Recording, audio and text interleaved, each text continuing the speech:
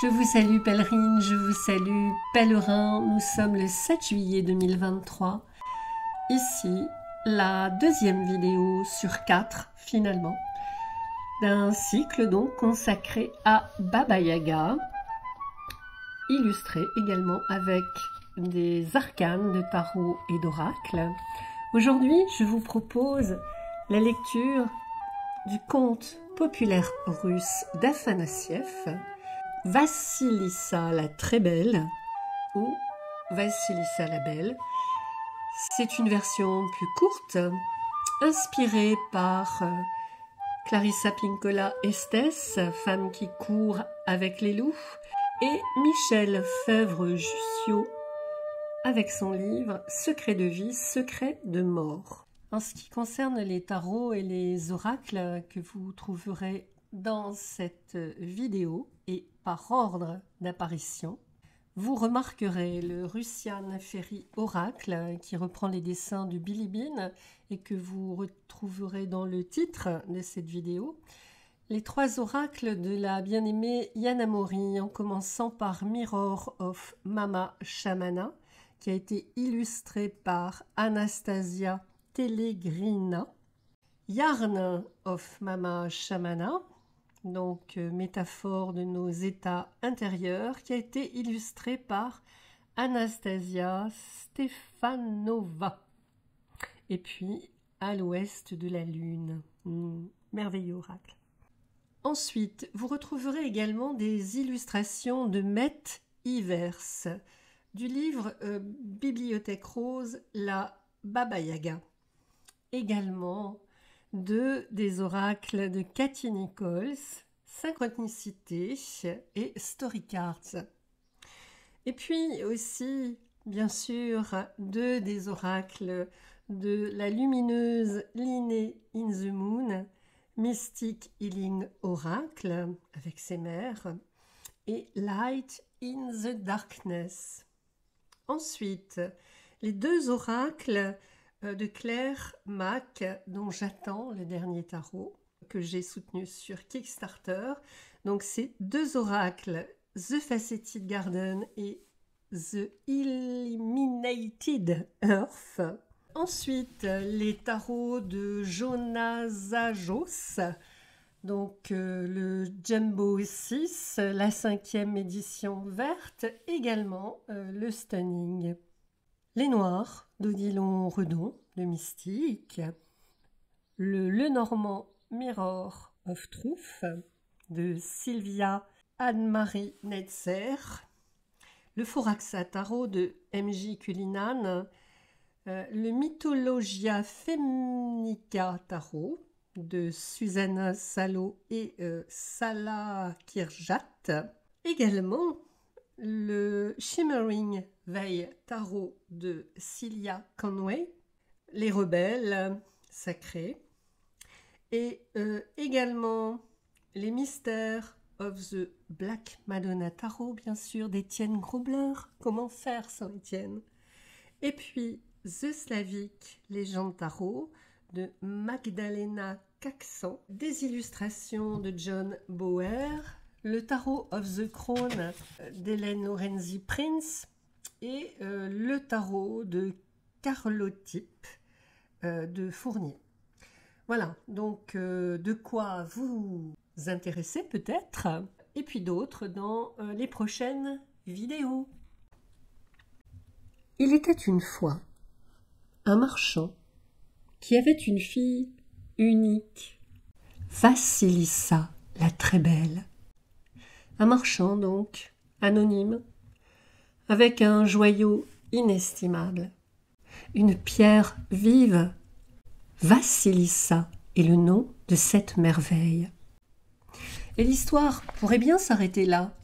Ce serait la conséquence du bonheur et ça ne manquerait pas de nous endormir. Mais voici que la mère veilleuse mourut, alors que la petite allait sur ses 8 ans. Juste avant de mourir, la mère veilleuse appelle sa fille, lui offre une petite poupée qu'elle cachait sous ses draps et lui dit « Écoute mes dernières paroles. obéis à mes dernières volontés. Je te donne cette poupée, avec ma bénédiction maternelle. Garde-la, ne la montre à personne. Si tu es dans la peine, si quelque mal t'advient, offre à manger à ta poupée et demande-lui conseil. Toujours elle t'aidera. Aussi dans le malheur. La mère est donc effacée de ce tableau. Il reste une poupée, petite et grande mère magique, Mama Mana. Et le tableau se recompose. Le père se remarie. Il choisit une femme entre deux âges, veuve comme lui, avec 2 filles de l'âge de la sienne. Une bonne ménagère, s'est-il dit, et mère de famille avisée. Il l'épouse donc. Cette seconde épouse, secondaire, seconde femme, mère seconde, ménagère, mégère, marâtre. La femme seconde et ses filles étaient jalouses de Vassilissa. Elles la tourmentaient, de besogne l'accablaient, pour que le vent et le soleil la fassent noircir, que le travail la fasse dépérir. 3 sinistres figures attachées par la même hostilité, qui s'en viennent inlassablement attaquer la beauté. Une ligne ou lignée est donc tracée entre elles dans ce conte, délimitant ou désignant 2 territoires, 2 zones violemment contrastées. D'un côté, des qualités de cœur dans un corps qui ne fait que s'épanouir, et de l'autre, la jalousie, de plus en plus intolérable. Vassilissa supportait sans se plaindre. Elle devenait chaque jour plus belle, gracieuse et délicate. Alors qu'elle cherche à effacer l'objet de leur envie, la marâtre et ses filles perdent leur propre existence, figées dans une contemplation qui les atrophie, les momifie, et cette similitude les confond en une seule et même énergie mortifère. Mais de quoi est faite la beauté de Vassilissa? Une merveille soustraite au regard, confiée dans le secret, une lueur du passé au présent comme un cadeau. Une poupée, petite poupée, mange à ta faim. Et elle mangeait, rassurait, conseillait, soutenait Vassilissa. Et au matin, le travail était fait. Le marchand dut partir pour longtemps, car le voyage devient la distance nécessaire entre un père et sa très belle fille. C'est l'automne. La marâtre s'en va habiter une maison à l'orée de la forêt. Dans cette forêt règne Baba Yaga, vilaine et surtout vieille sorcière. Elle ne laisse personne l'approcher. À mesure que les jours déclinent, l'ombre de la forêt s'avance sur la maison et sur les longues veillées. Le silence est plus lourd. Alors, pour alléger cette charge d'attente, filles et marâtres s'appliquent sur des ouvrages de petites mains où s'aiguisent les rêveries des femmes depuis des temps immémoriaux. À travers l'étoffe circule la haine à petits points serrés. Un soir enfin, elles ourdissent le macabre plan. Faisons en sorte que le feu s'éteigne et envoyons Vassilissa chercher le feu chez Baba Yaga. Elle la mangera et nous serons débarrassés. Vassilissa, le feu s'est éteint. C'est à toi d'aller le demander à Baba Yaga. Obéissante, Vassilissa mit sa poupée dans sa poche et s'en alla dans la forêt obscure, sur des sentes inconnues, sur des chemins perdus. La très belle entre dans un monde où les contours se perdent et qui provoque chez elle un sentiment d'inquiétante étrangeté. Ici, le monde de Baba Yaga. Bientôt, pourtant, des marques du temps s'animent. Surgit soudain un cavalier tout blanc vêtu sur un cheval blanc. Et aussitôt, le ciel devint plus clair. De ce chaos émerge un autre ordre, commandé par une nécessité nouvelle.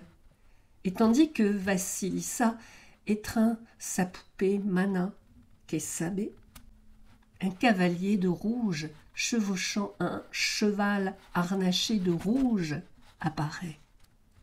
Et le soleil se leva. Le troisième cavalier surgit au soir tombant. C'est un cavalier noir au cheval noir.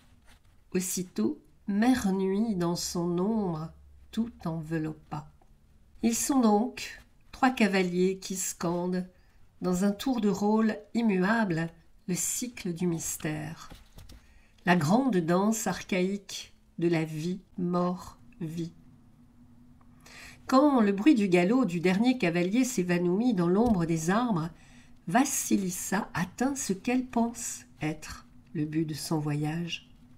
À l'instant noir de cet endroit entre les mondes, dans une clairière où Vassilissa s'arrête, se dessine la petite Isba de la très grande Baba Yaga. Des crânes avec des yeux ornaient le faîte. Pour montant de portail, des tibias humains. Pour loquer ferrure, des bras et leurs mains. Et en guise de cadenas, verrouillant la porte, une bouche montrant des dents prêtes à mordre. Le long des crânes aux yeux ardents s'ouvre alors une voie lumineuse qui la conduit au noyau du territoire souterrain. Ils ouvrent un espace fixé au cœur des choses. La très belle aurait bien eu envie de prendre ses jambes à son cou tant la peur l'étreint, tandis qu'une présence invisible au regard spectral la scrute et fouille son esprit. Telle la foudre déchirant la forêt, elle apparaît, frappe, disparaît. Baba Yaga, vieille sorcière, femme animale, femme sauvage. Dans son mortier, elle voyage. Une jambe d'os, l'autre de chair. Pilons et balais pour agir et disperser. Insaisissable, redoutable meurtrière. La sorcière est là, où son regard la précède. Aveugle à ce qu'il fixe, ce regard ne fait que traverser les apparences. Décharnée, affamée, elle demeure. Avant que Vassilissa n'ait pu faire un pas, Baba Yaga fond sur elle en hurlant. Ses premières paroles attestent du bien fondé des terreurs primitives. « Ça sent la chair fraîche, montre-toi, qui que tu sois !»« C'est moi, Baba Yaga. Ma marâtre et ses filles m'ont envoyé chez toi te demander du feu. » Et parce que Vassilissa se montre humble, Baba Yaga répond « Oh, je te connais, et aussi ta famille, mais tu as laissé le feu s'éteindre. Tu es bien mal avisé.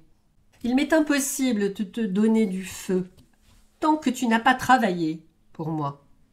Si tu accomplis correctement des tâches, je te donnerai du feu. Sinon, tu mourras. » D'un mot, Baba Yaga commande au portail de s'ouvrir et de se refermer. Dans la maison, 3 paires de mains lui obéissent comme si elles étaient des prolongements de son corps.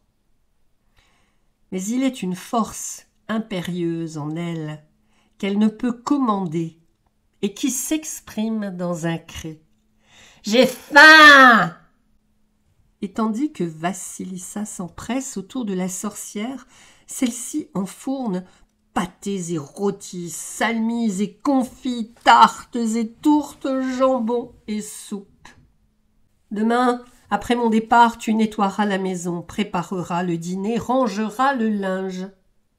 Après cela, tu prendras un boisseau de blé que tu trieras grain par grain, et tâche que tout soit fait et bien fait. Sinon, tu me serviras de festin. » Là-dessus, Baba-Yaga s'envole dans son étrange équipage. Mais Vassilissa n'est pas seule contre le temps de la sorcière. Elle est soutenue par sa poupée qu'elle nourrit et à qui elle se confie. Rassurante, celle-ci lui murmure « Ne crains rien, va dormir tranquille. Le soir voit tout en noir, mais le matin est plus malin. » Ainsi, durant la nuit, la poupée travaille à déjouer le sort. À son retour, après une inspection suspicieuse, Baba-Yaga ne trouve rien à redire. 3 paires de mains emportent aussitôt le butin. La même opération se répète le lendemain, la Baptia ordonnant cette fois de trier des graines de pavot mélangées à la terre, et sa poupée travaillant en secret à séparer le bon grain de l'ivraie. Trier donc le faux du vrai, ce qui rend heureux de ce qui fait souffrir. Au petit matin, Mama Mana, poupée, avait fait son travail. Et la sorcière grommelle « Tu as de la chance !»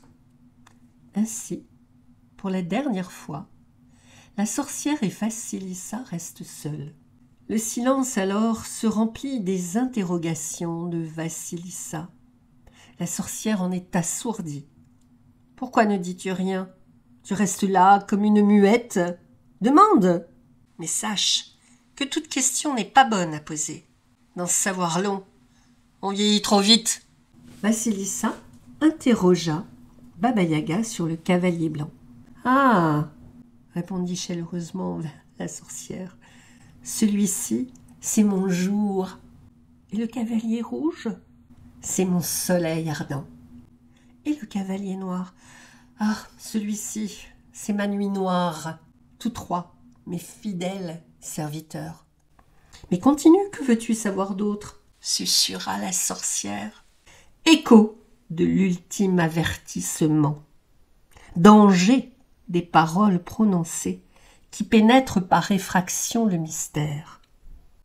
Baba-Yaga questionne ainsi la maturité de Vassilissa. Qu'es-tu capable d'intégrer sur le cycle vie-mort-vie sans te brûler les ailes? Car, comme le dit Marie-Louise von Franz, si l'on parle du diable, on voit ses cornes. Et alors, c'est aux 3 paires de bras que pense Vassilissa. D'où viennent ces bras? De quel corps sont-ils coupés? Ces questions concernent de trop près la sorcière. Aussi la poupée s'agite dans la poche de Vassilissa, dont le cœur s'agite alors. « Merci grand-mère, mais comme tu l'as dit, à trop savoir, on vieillit trop vite. Et maintenant, à moi de te poser une question. Comment es-tu parvenue à accomplir toutes les tâches que je t'ai données? Et oui, avec quels bras Vassilissa travaille-t-elle? » Alors Vassilissa répond: « C'est la bénédiction de ma mère qui me vient en aide. »« C'est donc cela? Eh bien, fille bénie, grinça Baba-Yaga, tu peux filer, car ici nous n'avons pas besoin de bénédiction. » Sur cela, elle pousse Vassilissa dehors, prend un des crânes aux yeux ardents, le pique sur un bâton et s'empresse de le donner à la très belle en lui disant: « Tiens, emporte ce crâne, c'est le feu pour ta marâtre et ses filles. Ne dis plus un mot et file. » Avant que Vassilissa n'ouvre la bouche, la poupée frissonne. Alors vite elle court et s'éloigne à travers la forêt. C'en est fini. Vassilissa a surmonté les épreuves. Elle a longé l'abîme. Bientôt, elle aperçoit la maison de la marâtre et de ses filles, où le feu s'est éteint. Et avec le glacial, l'absence de soie toujours intacte, les corps qui se dessèchent. Guidée par l'incandescence macabre, Vassilissa y ramène la question brûlante, heureuse, et, à travers elle, la belle lumière. En franchissant le seuil, le crâne aux yeux ardents se fixe sur les 3 sèches, les poursuit et les consume. Au petit matin, de ce qu'elles avaient été, il ne restait plus que des cendres. Seule, ici, maintenant, Vassilissa, resplendissante. Voilà, j'arrête le conte à cet endroit. Afanassiev fait vivre à Vassilissa d'autres aventures. Je vous dis donc à bientôt avec l'analyse de ce conte. À bientôt!